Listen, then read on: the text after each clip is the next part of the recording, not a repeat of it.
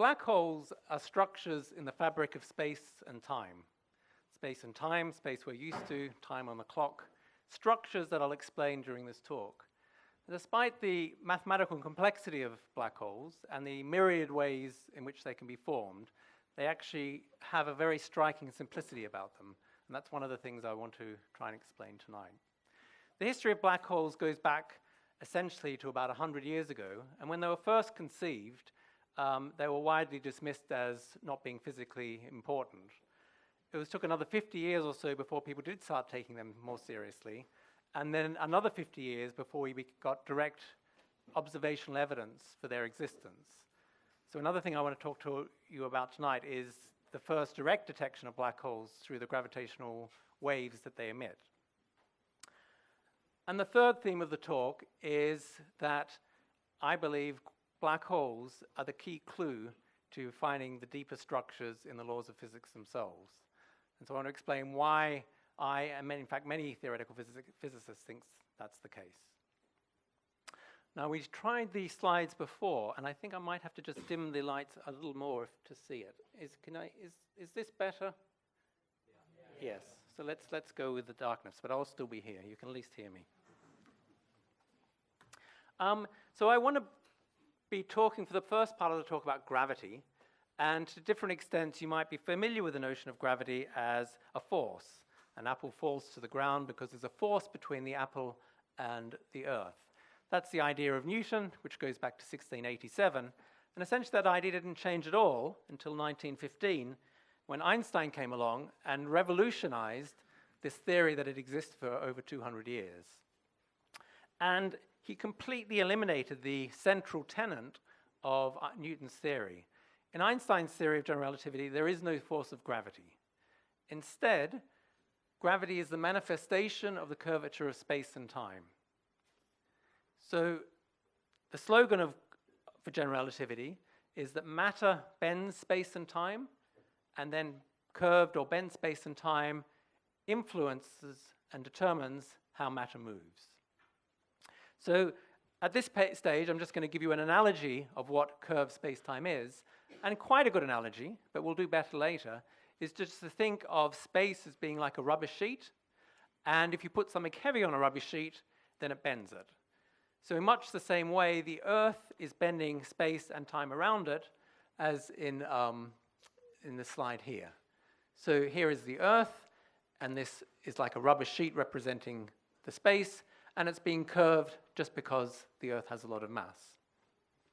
And the Moon is orbiting the Earth, not because there's any force between the Moon and the Earth, which is usually the old-fashioned way of thinking of why the Moon doesn't fly off and instead stays in a stable orbit.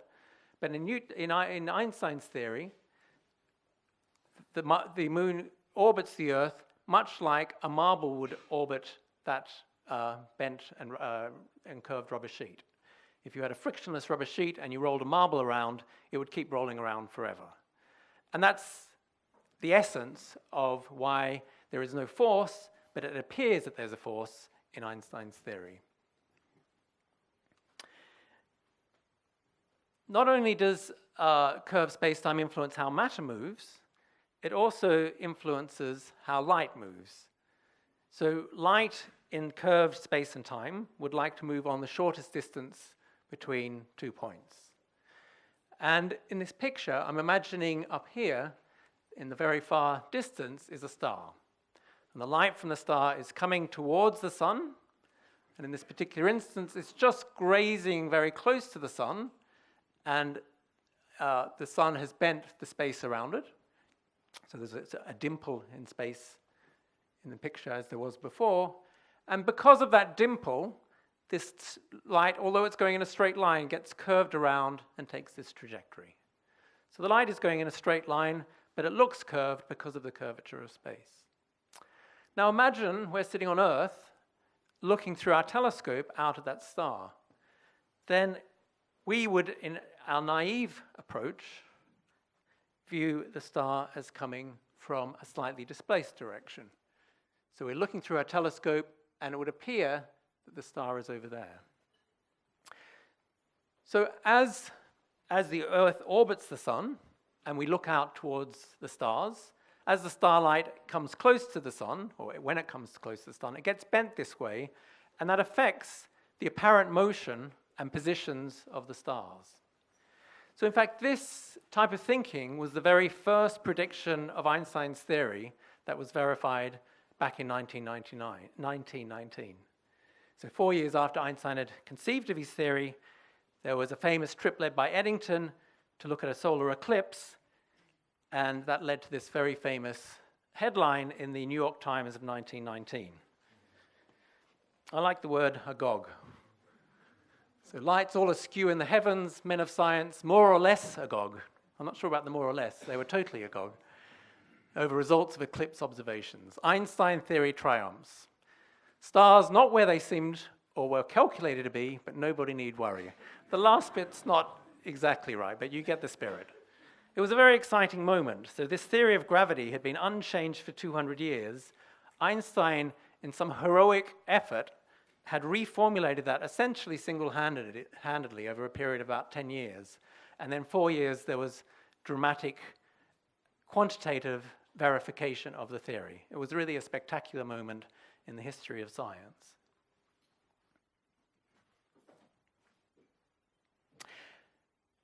Light bending is just one of the predictions of general relativity, and there's many more, and the most startling and amazing of these predictions is the existence of black holes.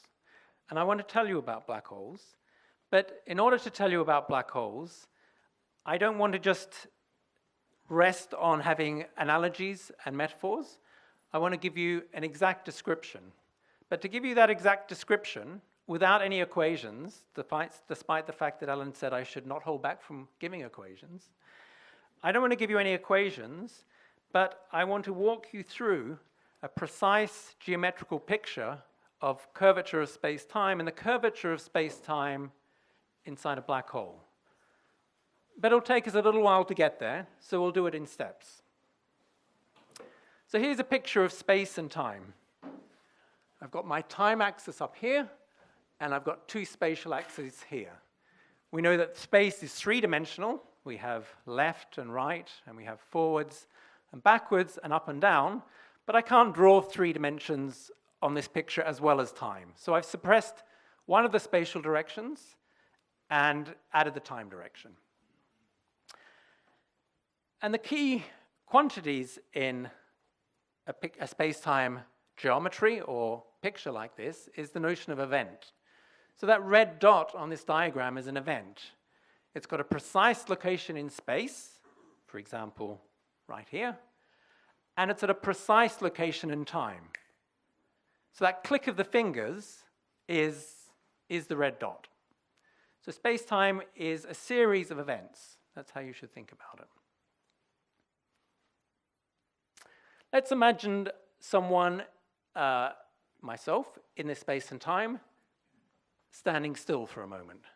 So I'll go back to my position, and at the event now, that's the red dot, and I'll stay in the same position, and my world line, my path through space and time, is as in the picture.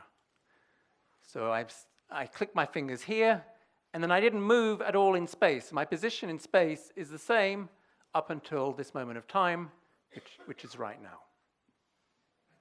Okay? Small steps, but you'll see that we'll get to a dramatic conclusion. What's this red line?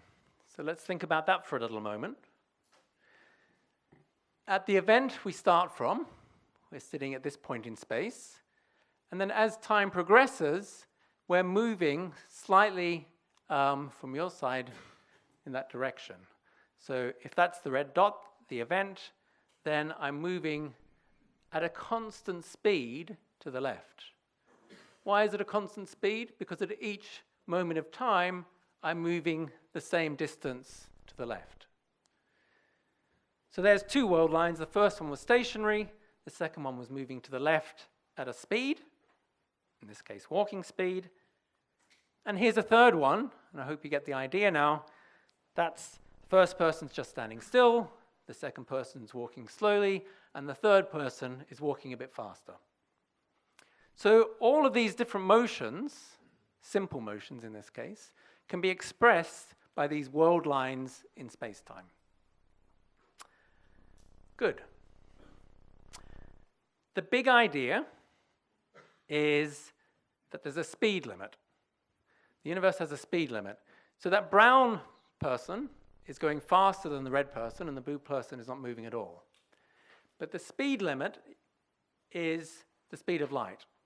Nothing can go faster than 300,000 kilometers per second.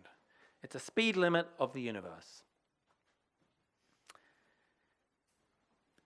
So what I've drawn on that picture now is an imaginary series of light beams emanating from the event. So remember, the red line was going a little faster, the brown line a little faster. This dotted line here is a ray of light going at the speed of light. So of course I haven't drawn this to scale because this brown person is almost going at the speed of light, whereas in fact I was walking very slowly.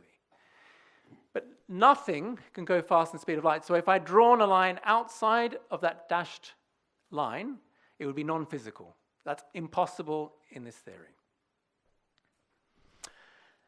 The other thing about this diagram, I've drawn these imaginary light rays going off in all directions. This one's going to the right, this one's going to the left, and I'm getting this cone structure because some of them are coming out of the board and some are going back into the board. So that imaginary light cone is telling you the allowed motions of particles in this space-time.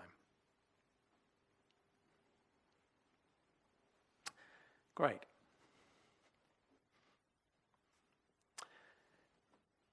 Here is a more complicated motion. So it's someone who starts off at that event, they move to the left a little bit at different speeds, they turn around, and they come back at a different speed. It's not constant speeds now, it's a more complicated motion. So you could ask the question, wait a second, was that allowed? Is that allowed consistent with your picture that nothing can go faster than the speed of light? Well, what you should imagine, at every point on that world line, just draw your imaginary little light rays going off in all directions, and just check. Just check that the path lies inside those cones. If it does, it's a perfectly allowable motion, just like the one I performed. If it doesn't, it would be non-physical and can't exist in the real world. So yes, indeed, there is a motion in this space-time which is perfectly allowable. Here is another one. Someone else who started their walk a little earlier, and we can check by putting these imaginary light cones at each of those events along its world line that has never gone faster than the speed of light. It's allowable.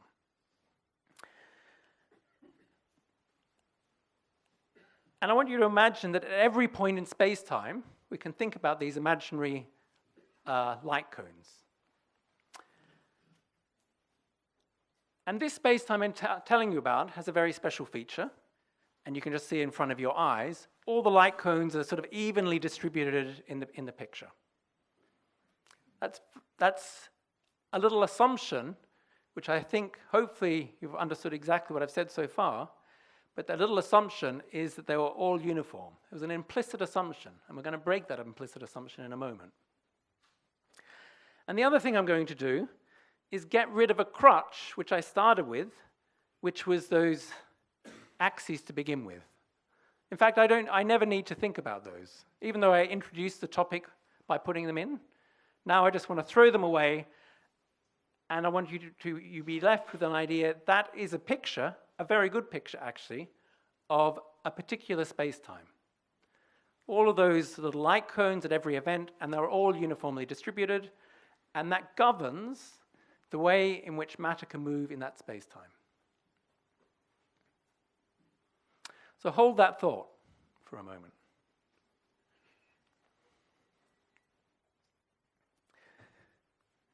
So I now want to turn to you and tell you about black holes. And often when I give talks, it's left at just this slide, but we'll be able to do much better tonight. So here is a picture. It's the rubber sheet picture, the rubber sheet analogy of what a black hole looks like. So instead of the sun or the moon, Earth causing a little dimple in the rubber sheet, causing the curvature of space-time, a black hole is a much more violent thing and has this very strong funnel type shape in this rubber sheet analogy. And a black hole has the feature that there's a boundary, it's called the event horizon, and it's such that if you cross the event horizon, say in a small rocket ship, then you can never get back out. You can never cross the event horizon. If you had a light beam inside the black hole, inside the event horizon, and you tried to shine it outside of the black hole, inevitably the light would fall back inside. Now with this picture, you're left with a strong feeling, well, why can't it just go out? Or why can't the rocket just come back in and out? I don't get it. And you're right not to get it, because this is just an analogy. Now, what I told you before, I gave you a picture of space-time with all the light cones associated with a very simple space-time. But there's another space-time, which is the space-time associated with a black hole. And I'm going to put the picture up now. This is just a picture, but it's an extremely precise picture of the space-time around a black hole. And furthermore, it's not just arbitrary, I'm just not inventing it. There's some equations, they're called Einstein's field equations. If you solve those field equations, which my undergraduates, if any of them are here, will be doing later in their course. But if you don't want to do 26 lectures on top of a 4-year degree, and you just accept my word that this is a solution to those Einstein equations. That's the only small step I'm telling you. But otherwise, this is an exact picture of the space-time of a black hole. So let's see what it is. So here is the black hole. And away from the black hole, so maybe on the edges of the slide, the light cones were much like we were describing before. They're all pointing upwards, and they're basically uniformly distributed. As we go in towards this black hole, you can see that they're being all tipped over towards what is called a space-time singularity. And you'll notice that this line here is exactly where the light cones are all pointing vertically upwards like that. So why am I saying that this is a black hole? Well, if we accept the rules I gave before, that every motion is allowed to do whatever it likes as long as it stays inside the cones at every point along its world line. That was the rule. And we were happy with that rule. So let's see what's going on here. So I've drawn two observers. Let's think of the blue one first. The blue observer is staying outside the black hole. They're staying outside the event horizon. And here's their motion. They came towards the black hole and then they decided, whoops, no, I don't want that. And they took off. And you can see that they've always stayed inside those light cones, so that's allowable. So you can certainly go near a black hole, and if you have strong enough rockets, you can accelerate away. That's what the structure of these light cones tell you.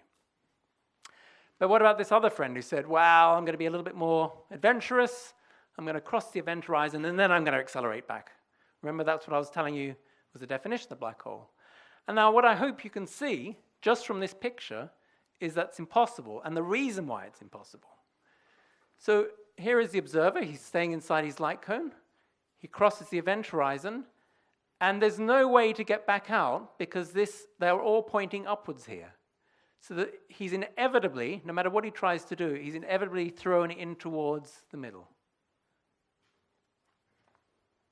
And that's an exact picture of the space-time in quite a deep and profound way of what a black hole is. So there's a number of interesting things here, in addition to the fact that you've really just seen a black hole in some sort of precision. First of all, there's this space-time singularity.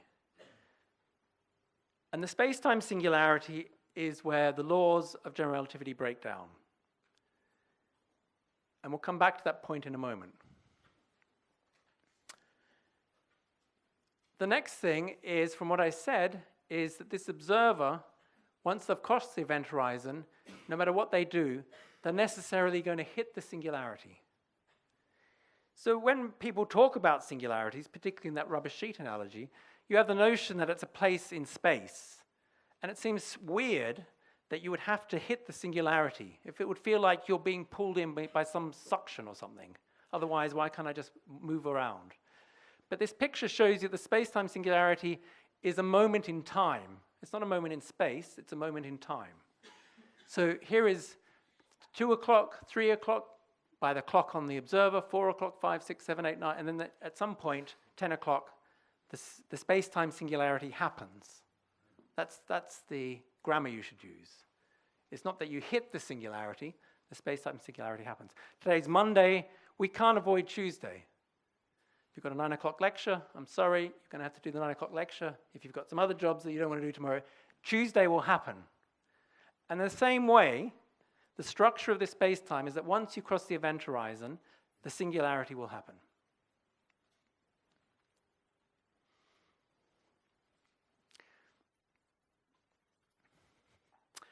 So I said the singularity was a place where general relativity broke down. And when you first hear that, it sounds like a defect of the theory. It sounds like, well, maybe it's not so good. I mean, it can't explain what's going on there.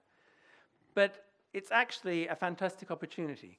So general relativity explains the structure of space-time on cosmological scales, something I'm not talking about tonight, but the whole universe is described very accurately by general relativity. Outside black holes, it's described extremely well by general relativity. The solar system, there's many, many checks. General relativity is our best theory, is one of the most accurately tested theories. But in this very, very special place, inside a black hole, it breaks down. So what that is telling us is that if we want to think about physics beyond general relativity, we should think about black holes. So we know that physics is not just gravity. There's quantum forces, which I'll come to in a little while. Since we know that there's quantum forces, if we want to extend general relativity to include other forces, we better think about black holes. So that's why I said that black holes are an opportunity.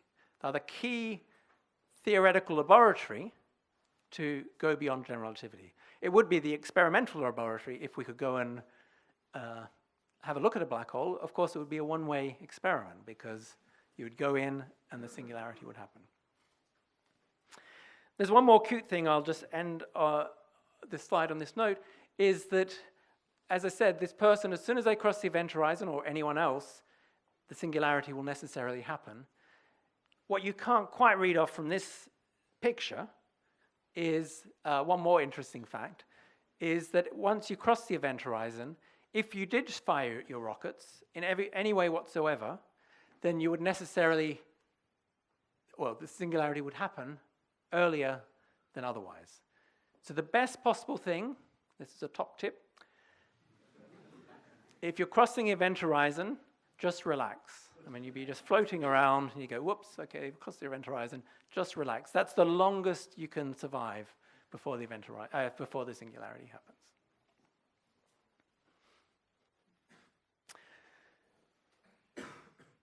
So nothing can get outside of a black hole from inside the event horizon, including light. So no light comes out of the black hole. They're black. So if they're black, how can we see them? How can we measure them? Well, you can't directly see a black hole. And if you saw the first slide I put up, you might want to ask me about that at the end of the talk, if you know what it was a picture of. But the black hole itself, by definition, light's not coming out.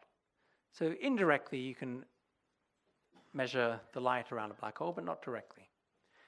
But there is a way to directly detect black holes by the gravitational waves that they emit.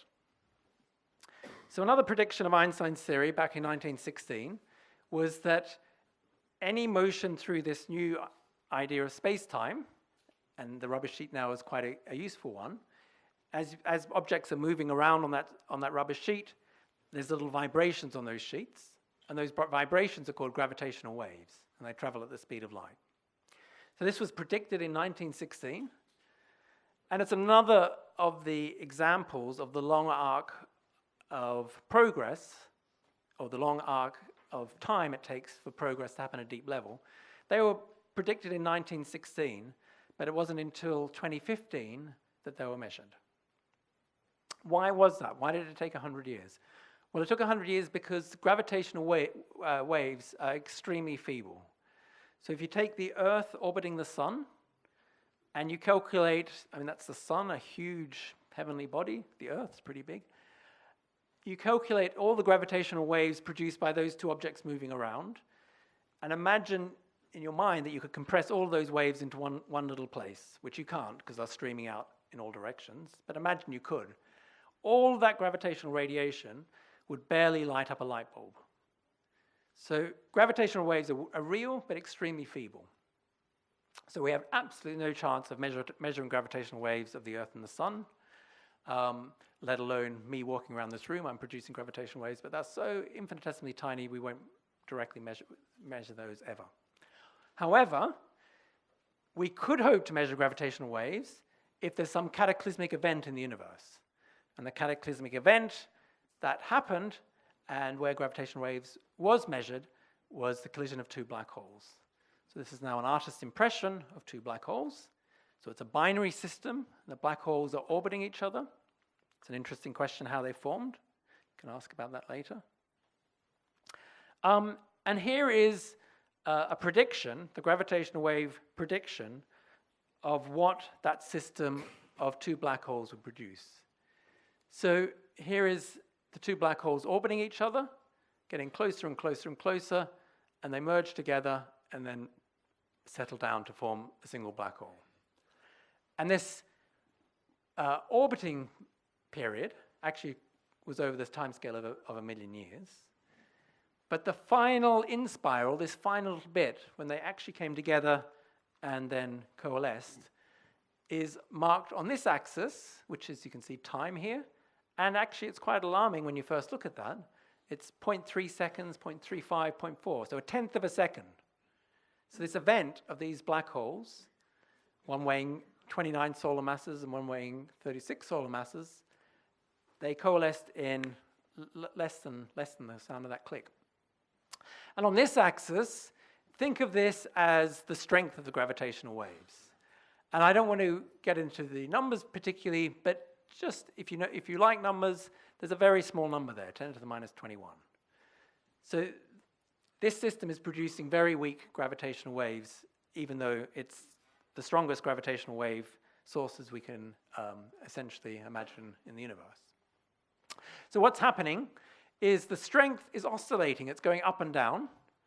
And that's just corresponding to the fact that they're orbiting each other.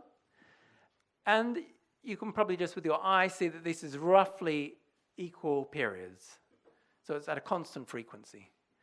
And then something, if you look carefully, in the last split second, the amplitude goes up and the frequency goes up because they're oscillating at faster and faster rate. So slow, slow, slow, slow, fast, fast, fast. And then it settles down. So there's the in-spiral signal, there's the merger, and then there's the final black hole settling down. In fact, that frequency is very similar to audio frequency. So this signal, which is predicted from Einstein's equations, is called the chirp, because it's something like whoop. So it goes up in frequency and also in amplitude and then settles down. So that's a chirp of gravitational, or a rendition of the chirp of gravitational radiation that this system would measure. The other thing that's interesting is this little period here. You can see it's oscillating and decaying away. And that's because you've got the two black holes orbiting. They coalesce into a big amorphous black hole, all in a tenth of a second. And that amorphous black hole settles down into some spherical or near spherical situation.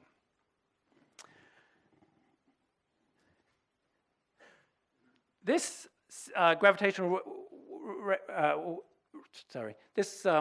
this gravitational wave signal was measured in 2015 from a system of two black holes that are located 1.3 billion light years away from Earth. In fact, before this measurement was made, we didn't even know that there was binary systems of black holes. We had strong indirect evidence that black holes existed, but we didn't know that there was actually a binary system.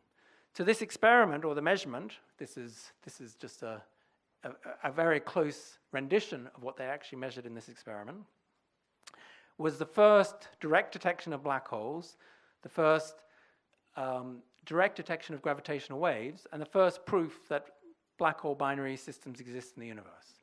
So it was really a monumental discovery worthy of all the hype that came around it in 2015. I wanted to blow your mind a little bit more with this system. So I told you that in the first event that was measured, one of the black holes weighed 29 times the mass of the sun, which is a big heavy object, and the other one was 36. And the final black hole is 62. So these numbers come from looking at that signal or analyzing that signal in detail. So there's one sum in this talk, and it's 65 minus 36 minus 29. So 3 solar masses was turned into gravitational radiation. And Einstein's famous formula, E equals mc squared, if you apply E equals mc squared to 3 solar masses, you get some fantastically big number. And remember I said that was all emitted in 1/10 of a second. So the amount of power that was generated in this black hole collision was 10 to the 49 watts. 10 to the 49 is 1 with 49 zeros following it. And that's a huge number for any scientist. Scientists are used to dealing with that large numbers, but this is really a huge number. To give you a feeling for how big this is, I mean, you can start to think of what are the most powerful events you can think of, apart from black holes. So you might think about nuclear explosions or something like that. Nuclear bomb. I mean, I've forgotten what nuclear bomb is, but that's tiny. It's absolutely tiny. The sun, remember all of life on Earth is generated by the power in the sun. If there's no sun, there's no life on Earth. So the whole evolution of life on the Earth, that comes from the power being generated by the sun. That's just one little example of how powerful the sun is. The sun's about, and I've forgotten the exact number, it's about 10 to the 23 watts. So this is 10 to the 26 times bigger than that. This number is more power than not just the sun, but not just all the stars in our galaxy, but the stars in every galaxy in the observable universe. It's mind-blowingly powerful. So when those 2 black holes coalesced, those light cones I was talking about, they dynamically were just reassembling, if you like. It produced this enormous amount of power. But that still gave this very, very, very weak gravitational wave signal. It's very hard to make these waves in space-time. But the combination of a super powerful explosion and a super accurate detector allowed that science to happen.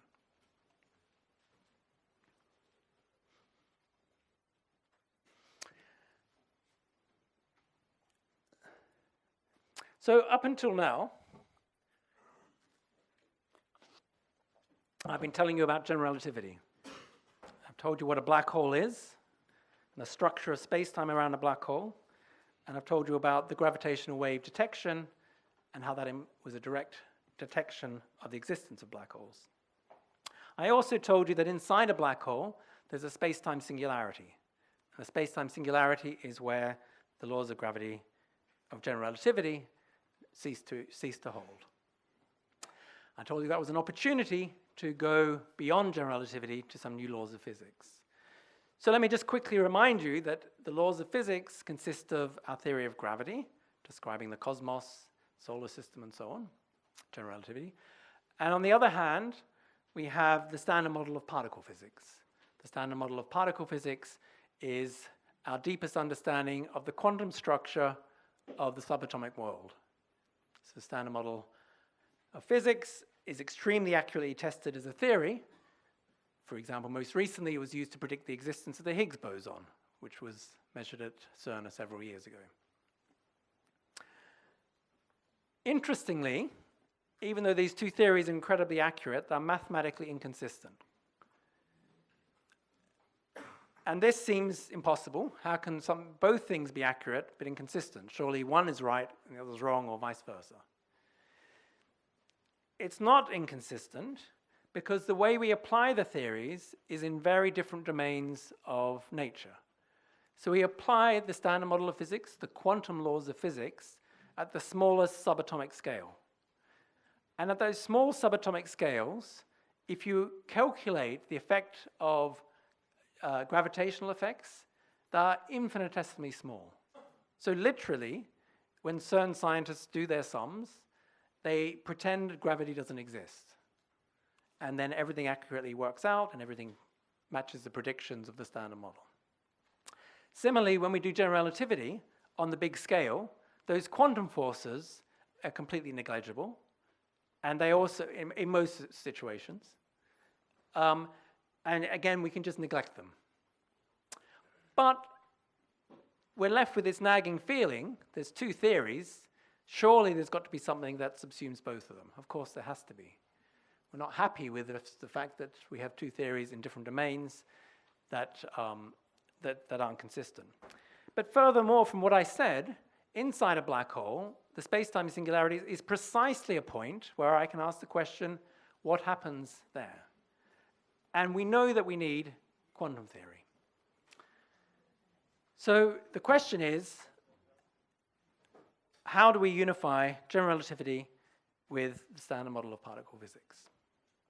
And I want to, in the last 15 minutes or so of the talk, give you some indications, and we'll see how far we get, of why black holes are key to this endeavor. So the quantum, it's much more difficult to explain quantum theory exactly. Those pictures of space-time, I'll reiterate again, they were a precise description of space-time. They weren't 100%, they were about 90%. In quantum theory, there's no shortcuts. So I have to just give you more of a flavor of what's actually going on. And one of the most interesting things about quantum theory is the vacuum, and in your mind's eye, the vacuum just consists of emptiness, absolute nothingness. That idea is not true in quantum theory. The vacuum has a structure, and the vacuum can be thought of as a process, or processes that are going on everywhere, of particles and antiparticle pairs coming into an existence out of nothing, existing for a little while, and then annihilating back to nothing. So it could be an electron and a positron come into being, and then they annihilate. It could be a proton and an antiproton. All of these processes, we have this picture, that's what's going on in the vacuum. And these particles are called virtual particles because we don't directly measure them. So now you might be, and properly, asking, well, if you don't measure them, how do you know they're there? And that's a very good question, but there's indirect ways to measure the effects of this process. So we know this picture of the vacuum in quantum theory is correct.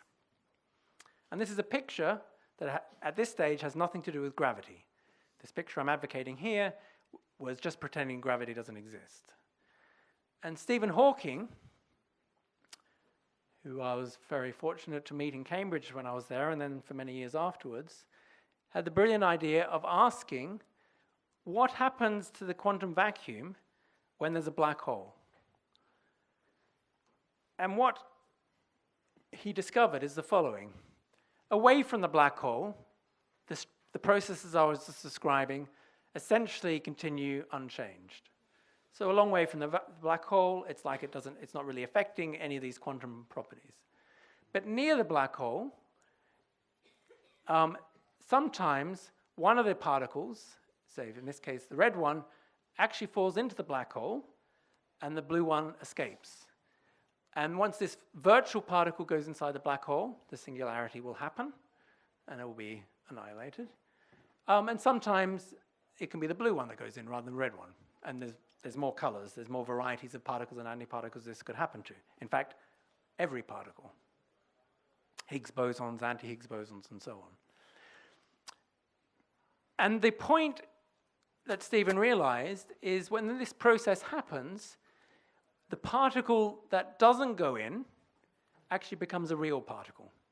So before I was talking about virtual particles that you don't directly measure, but in this context, a different context, the particles that come out become real particles.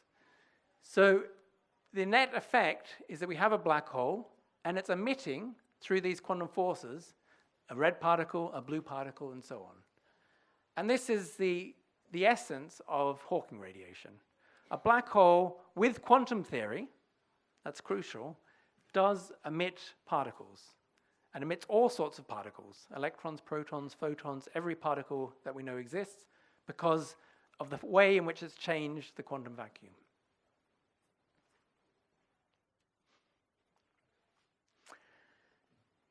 And through this work, in fact, the history of this is very interesting, but let me just tell you the punchline. What Stephen realized and recognized is that the laws of black holes with quantum theory actually obey the same laws, and I don't mean roughly, I mean exactly, the same physical laws as steam engines. So these laws were developed in the 19th century, not surprisingly, when the Industrial Revolution was going on. And they describe, and they involve concepts like heat and temperature and work and entropy and so on. And those quantities are described by very precise laws called the laws of thermodynamics. And those laws of thermodynamics, being applied to steam engines, are true.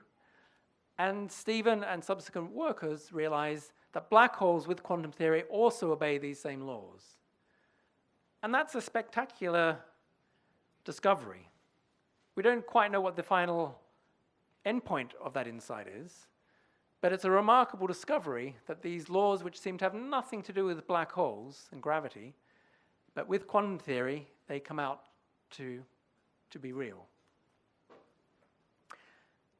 Unlike steam engines, we can't do direct experiments on black holes to measure Hawking radiation.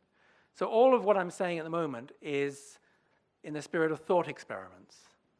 But thought experiments, after all, was how Einstein came up with his theory of general relativity. It's not to say that wherever this progress is leading, it's always going to end up in thought experiments. It's just that the stage of development in which we're building what goes beyond general relativity in the standard model of particle physics, we use these thought experiments very extensively. In fact, I'm not sure who's been to Westminster Abbey. This was a photo I took at Stephen's interment in Westminster Abbey. And I said I'd include one equation in the talk, and here it is. So it's the equation which you can see on his tombstone in Westminster Abbey. And it's a beautiful formula because it tells you the temperature of the black hole in terms of the mass of the black hole, capital M. And what are the rest of the symbols? Well, c is the speed of light. So the speed of light's there because this is something, the speed of light's intrinsic to general relativity. Remember the light cones I was telling you about earlier in the talk? This is called h with a little cross in it. It's called h bar. H bar is the key fundamental constant of nature which enters in quantum theory. G is the gravitational constant. It was the first one that Newton introduced. So this formula includes three fundamental constants of nature, G, H bar, and C. And K is called Boltzmann's constant, and it's a fundamental constant that appears in thermodynamics. So, and then there's 8, of course, and pi is just the ratio of the diameter of a circle to, the ratio of the circumference of the circle to its diameter, 3.1415, etc. So that formula, first of all, it's exact. It's not approximately that. The 8 and the pi are essential. And secondly, just by looking at it, it's profound because it includes the constants of nature involved in both quantum theory and general relativity. And it's the first quantum gravity equation. And it won't disappear. we don't know what quantum gravity is, the unification of general relativity and quantum theory, but this will exist in that theory, I'm almost certain. So pushing the analogy with thermodynamics, in the 19th century, people developed these laws of thermodynamics. They told us how efficient steam engines were, how much work you could extract, depending on how much energy you put in, and things like this. But those laws had a deeper understanding, and that came along with people like Boltzmann. And Boltzmann said that atoms are more fundamental, or the fundamental objects, and heat itself is actually understood as the disordered motion of atoms. So here's some atoms in a hot cup of tea. So in the laws of thermodynamics, you just say the cup of tea is hot, it has a temperature, it contains heat, and you would manipulate those concepts. But in Boltzmann's deeper, more profound picture, the heat is due to the disordered motion of atoms. So atoms were a new idea at the turn of the century. And if those atoms are moving fast, the tea's hot. If they're moving slowly, it's cooler. So this deeper microscopic understanding, atoms in this case, gave rise to a deeper understanding, a derivation of where the laws of thermodynamics came from. So that's what we're seeking. That's the status of trying to unify general relativity and quantum mechanics, where we have the clues that black holes are the place to look, and we have these formulas, including the temperature of the black hole that Stephen discovered, and we're looking for some deeper microscopic or atomistic underlying description of where they come from. And what I work on is something called string theory, and the idea is that string theory might be the framework in which ultimately the unified theory rests on. The central or basic idea of string theory is that if you could zoom in onto any elementary particle, go into the atom, go into the nucleus, go inside the proton, for example. Inside the proton, there's 3 quarks. You go deeper inside that, there's probably more structure inside quarks, which we're still waiting to discover. But you just race to the end, and you say, where does that end? And the idea of string theory is that it ends in fundamental loops of string that have no more structure. They're just filaments that exist in and of themselves. And the different vibrations of the strings correspond to different elementary particles. So if a string's vibrating one way, it's a proton. If it's vibrating another way, it's a particle of light, a photon, and so on. So the string is a fantastic unifying principle. The one object can actually, with all of its excitations, correspond to many different elementary particles. For the last 2 slides of the talk, and then I'll just wrap up, I just want to give you one, it's the most challenging part of the talk, which is not always best at the end of the talk, but it's one kind of framework in which I personally, and most of the community, is working on to understand black holes in the context of string theory. And this is a photo of someone, or maybe some of you know who it is. His name's Juan Maldacena. He's a physicist, just a little bit younger than myself, at the Institute of Advanced Study in Princeton. And string theory is par excellence a thought experiment. We have this very, very rich mathematical structure. We don't know how to solve the equations. We don't even know what the fundamental equations are themselves. But nevertheless, there's lots of things to think about. And he made the brilliant observation that string theory in a very specific context, so I want to make this perfectly clear, this is not meant to be a map of the world yet. String theory is not developed yet to do that. But nevertheless, it's a very important clue in my opinion. So he said, let's look at string theory in a very special circumstance where there's a space-time which has a boundary. And you might think, well, that's a funny thing to do. Where is this boundary? Just suspend that idea. It's a space-time with a boundary, and inside the space-time, there's strings propagating, and there's strings and gravity, and it's all very complicated. But what he showed, in a very precise, mathematically precise sense, that this whole apparatus of string theory, which in general we don't know what it is, but in this context, it's exactly equal to a quantum theory without gravity on the boundary. So the point is that all of the complication of string theory and gravity, quantum gravity, in this context is actually an ordinary quantum theory without gravity. That's a remarkable fact. It's also remarkable the other way. There's certain quantum field theories that people study as models to approximate particle physics, and they try and understand their mathematics, and they're difficult. And in studying those equations, they might think quantum gravity, black holes, great, but it's too hard for me, I'm not interested. They would be looking at some model of quantum theory, and they would discover that, in fact, they are doing string theory, whether they liked it or not. And in my opinion, this is a profound point, that it's not historically the way string theory came about, but the way string theory is in its present day is it's a very natural, almost conservative step to think about string theory.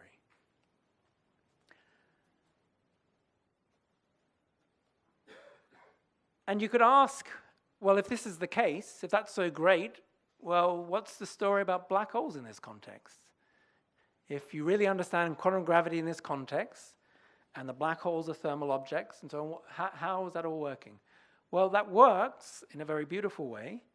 If we have a black hole inside the space-time where the strings are, what Maldacena showed is that it corresponds to the ordinary quantum theory at finite temperature. And that's a thing that we know well how to understand.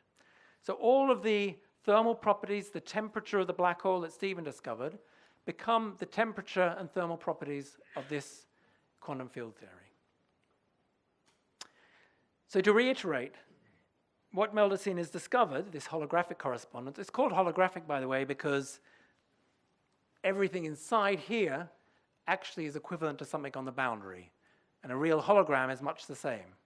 Hologram's a two-dimensional sheet, but you look at it and you can see a three-dimensional image. So that's where the words come from. So string theory, in this very particular context, does correspond, we understand it very well, and moreover, we understand the nature of black holes and their temperature and entropy and heat and all sorts of other properties precisely. That being said, this is not the real world, and by no means am I talking about the black hole in the center of our galaxy, which is, of course, the goal and the major objective as physicists of what we want to understand, as opposed to mathematicians and just looking at nice ideas. Nevertheless, I personally think it's for these reasons why string theory is so compelling.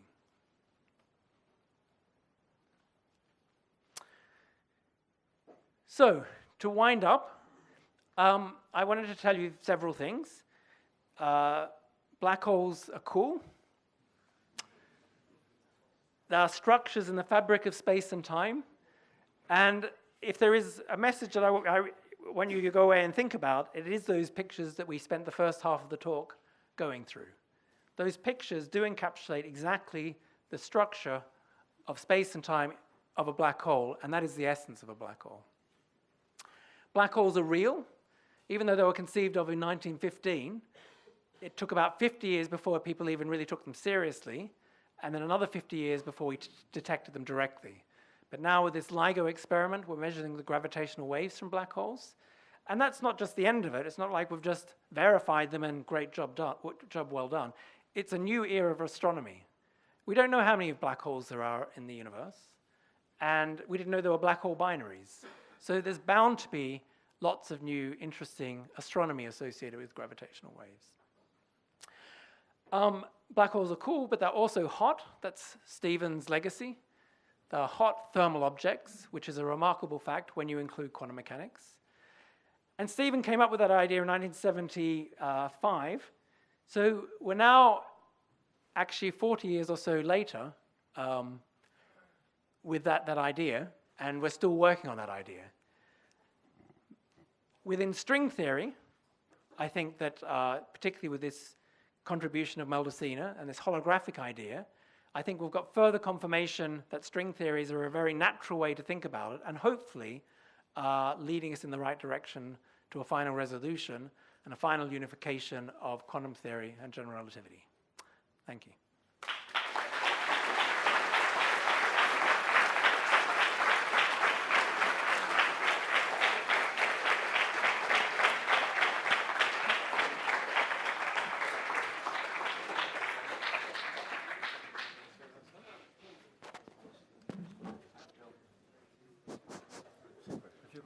Sure. Great. Thank you very much. That was a super lecture, and I'm sure there must be lots of questions. Gentleman here. Thank you, Professor. Does this work? No. Can we have the microphones on, please? They're moving. It's on. Okay. Thank you, Professor. Thanks. You didn't, in all of this, mention entanglement or Einstein's spooky action at a distance. Entropy is one measure of this entanglement, which may be somehow the element which curves space. And does that eliminate gravity as a fundamental force of nature? It's a good question. In fact, I had an extra slide here, which it didn't make the cut. But since you've asked the question, it is actually, there's an interesting story here. It's another formula. So first of all, this is meant to be the event horizon of a black hole. And the entropy of the black hole, which is closely associated with what you just asked about, this entanglement entropy, the entropy of the black hole is given by the area of the black hole event horizon. So this is another famous formula. S, that's the standard letter for entropy, equals the area of the event horizon divided by Newton's constant, h bar, and c. Those three constants are again appearing there, and there's a factor of 4. Actually, the BH here, you might think that's black hole, but it's not. It's Bekenstein-Hawking. So Bekenstein first thought of a formula like this, and then Stephen showed this exact formula. Stephen wanted this equation on his tombstone, but he didn't get it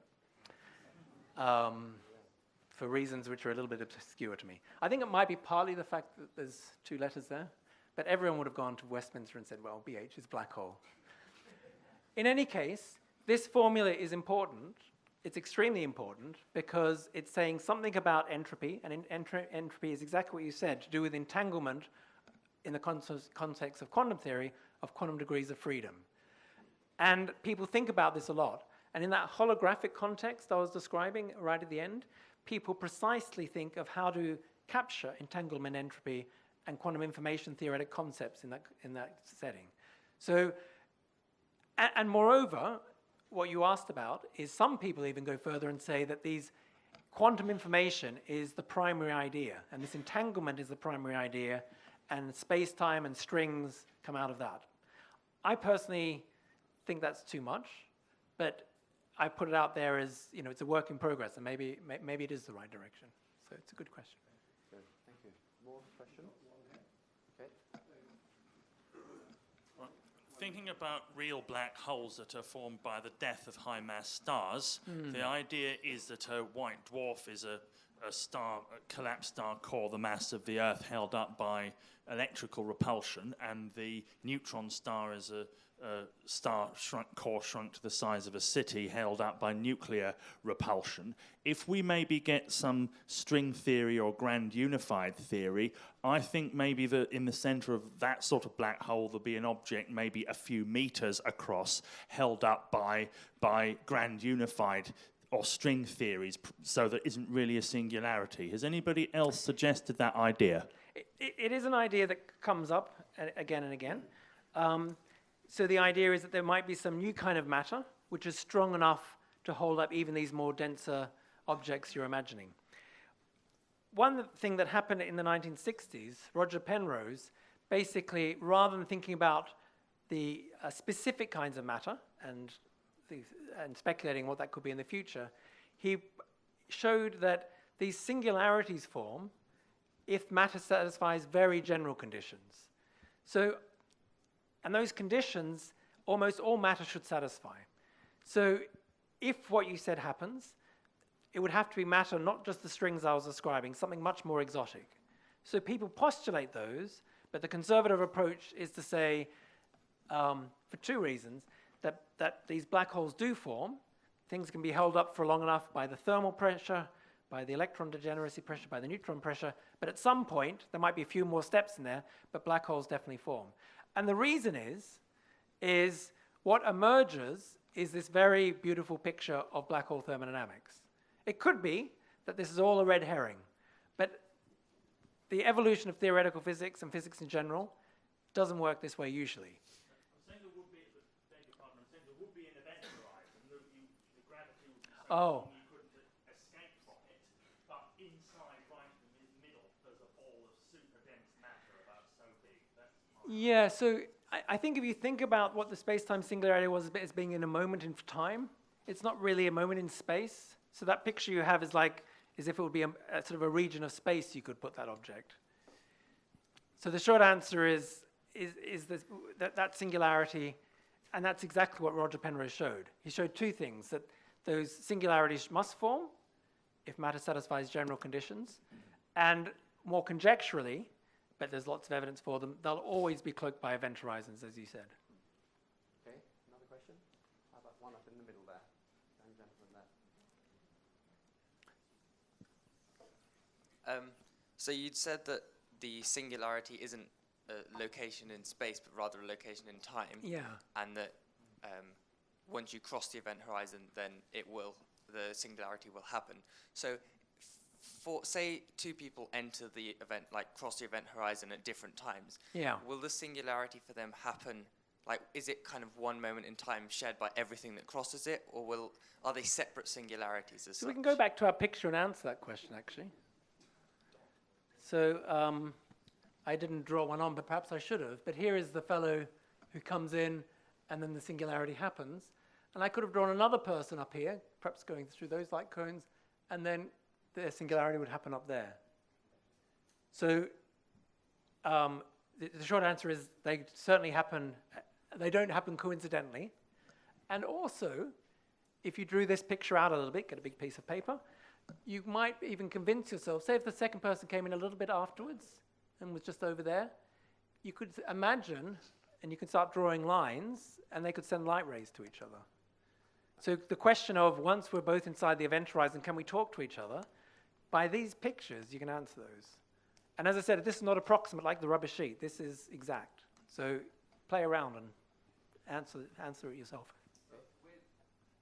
Then why is the singularity thought of as a moment in time as opposed to Think of it a moment in your time, at each observer's time. Once each observer crosses the event horizon, then a moment in their time in the future, it will happen.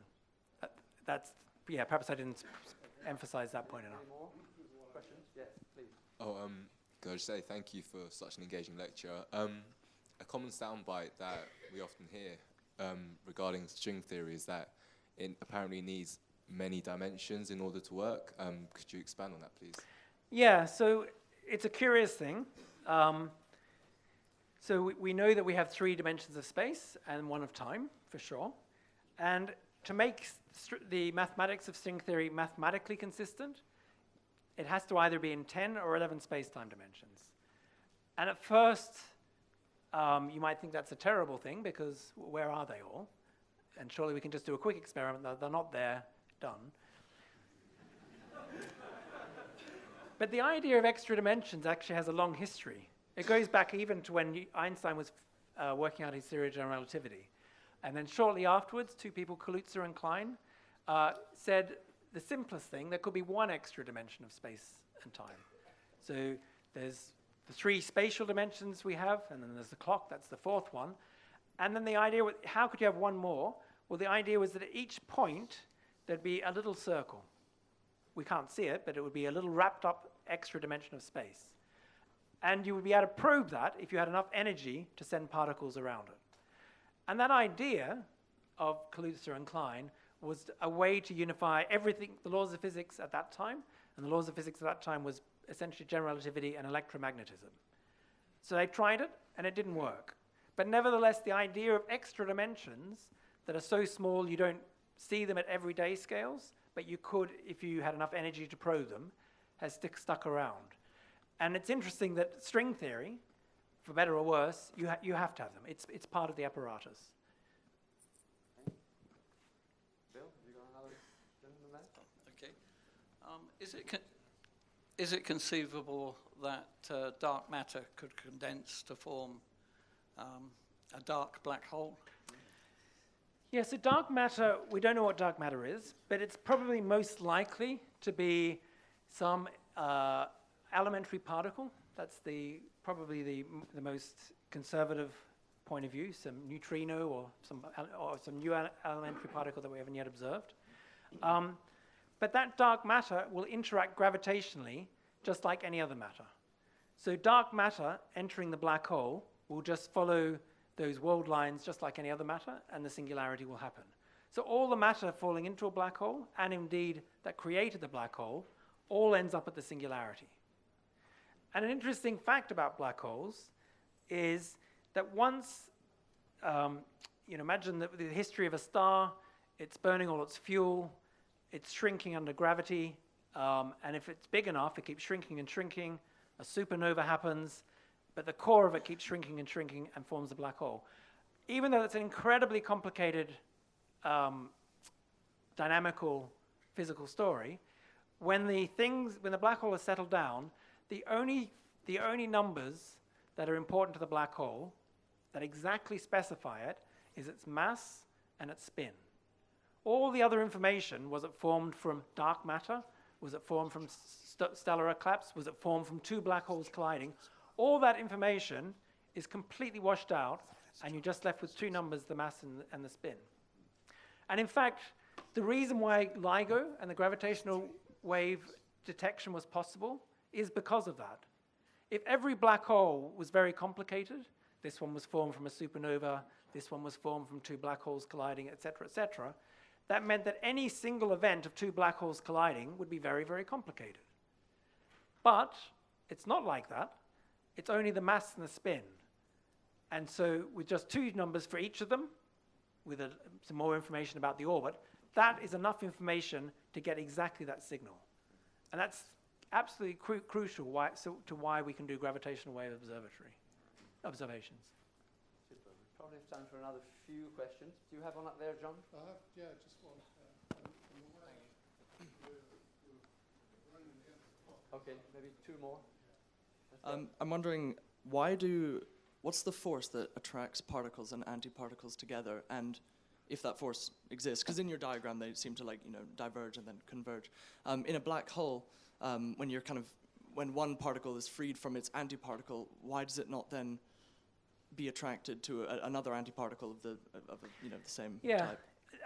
The short answer is this: is that the picture in that part of the talk, it's an analogy, and it does not capture the full story of what's going on. One thing about the elementary particles is the particle and the antiparticle don't have to be charged; they can be neutral, but nevertheless, that process still happens. So it's more like we understand that process in the ordinary vacuum, but in the presence of a black hole, it gets modified in such a way that these real particles get ripped off. And the other point that you might have crossed your mind, and crosses a lot of people's minds, including my own, is from that picture, is that it looks like a particle's gone in and a particle's gone out. So the black hole's got heavier, and then a particle's come out, so we seem to be getting a heavier black hole and another particle. That's not true. Overall, energy is conserved. So the fact that one real particle gets out and energy is conserved, it must be that even though this virtual particle went in, it actually decreased the mass.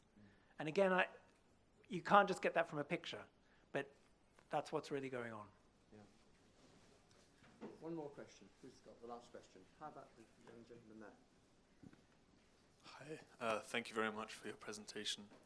So as you already said, we can't observe Hawking radiation because I assume black holes are too far away and we can't observe singularities.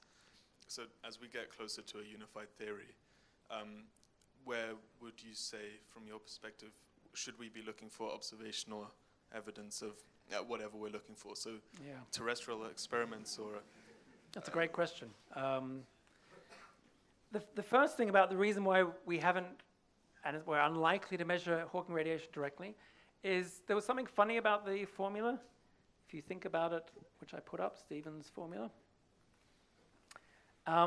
So it's T equals something divided by the mass. So if the mass gets big, the temperature gets small. So if you take a black hole that weighs the amount of, has the same mass as our sun, the temperature is, and again I've forgotten the exact number, but it's like 1/1,000,000 of a Kelvin. So we live in a universe surrounded by the cosmic microwave background radiation.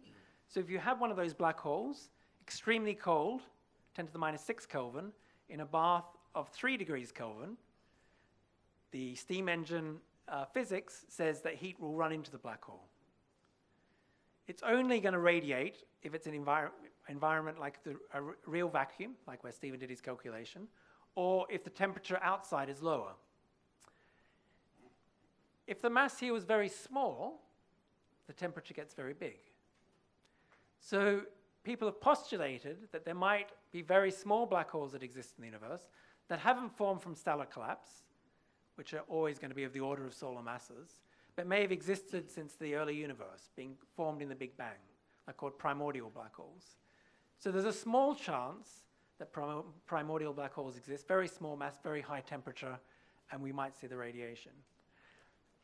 If that doesn't turn out to be the case, it's a very good question of how progress in unified theories, in string theory and quantum gravity will happen.